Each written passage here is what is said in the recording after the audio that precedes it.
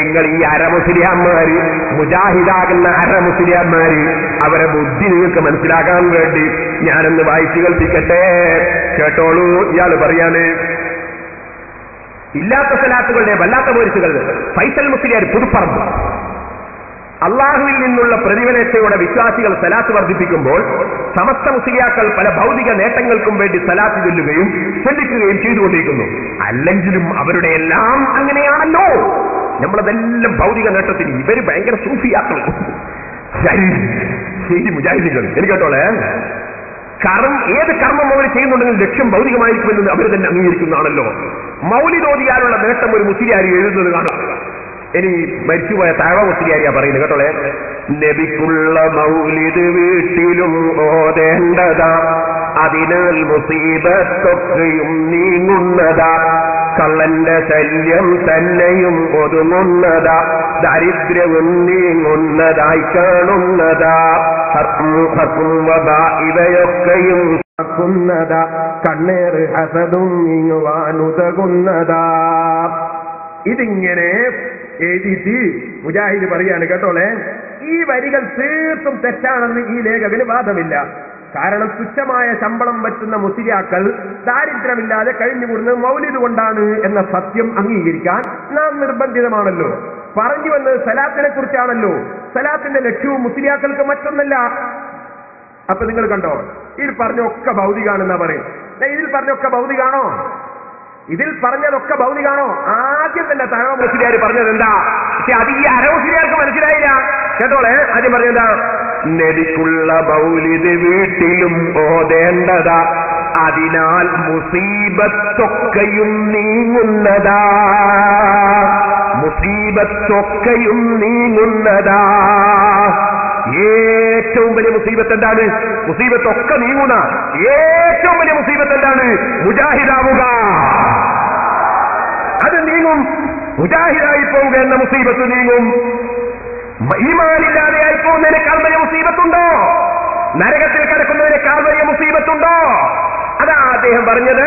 നബിക്കുള്ള മൗലിദ് വീട്ടിലും ഓതേണ്ടതാ, അതിനാൽ മുസീബത്തൊക്കെയും നീങ്ങുന്നതാ. മുസീബത്ത് നീങ്ങും. മൗലവിമാരുണ്ടെങ്കിൽ ഇറങ്ങിന്ന് പോവും. അതൊരു മുസീബത്ത് നീങ്ങലാണല്ലോ. ദ്രാപുത്രം കിട്ടൂലേ? അങ്ങനെ എത്ര മുസീബത്ത് നീങ്ങും മൗലിദ് ഓതുമ്പോ. പക്ഷെ ഇത് മനസ്സിലാക്കാനുള്ള ബുദ്ധി ഈ അരമുസ്ലിയാർക്കുണ്ടായോ? അയാളാപ്പണ്ടായത് ഇസ്ലാഹ് വായിച്ചിട്ട് മുജാഹിദായത്.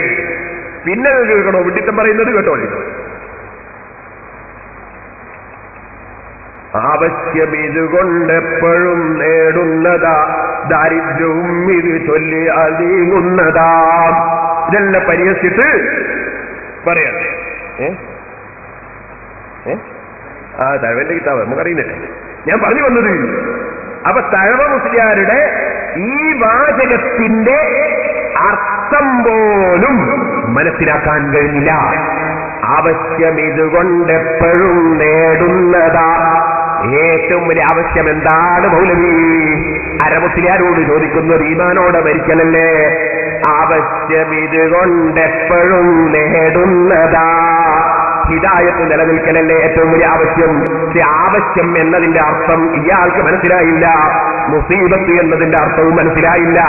കാരണം ഇയാൾ മുസ്ലിയാന്മാര് പണത്തിന്റെ ആളാണ്, ചോറിന്റെ ആളാണ് എന്ന ഗീബത്തും പറഞ്ഞ് നടക്കുന്ന സംസ്കാരക്കാരനല്ലേ. ബുദ്ധി തൊട്ട് തീണ്ടിയിട്ടില്ലല്ലോ. ഇനി ഞാൻ നിങ്ങൾക്കൊരു കാര്യം കേൾപ്പിക്കട്ടെ. അള്ളാനെ പരിഹസിച്ച് ഞാൻ കാണിച്ചല്ലോ. ഉള്ളാളന്തങ്ങളെ പരിഹസിച്ച് മൗലവിമാര് എന്തേ പരിഹസിച്ചറിയോ? ബഹുമാനപ്പെട്ട ഉള്ളാൾ സയ്യിദ് അബ്ദുറഹ്മാൻ അൽ ബുഖാരി, അല്ലാഹു ദീർഘായുസ്സും ആഫിയത്തും നൽകട്ടെ, ഈ പള്ളിയിൽ ജുമഅ തുടങ്ങിയത് തങ്ങളവറുകളാണ്.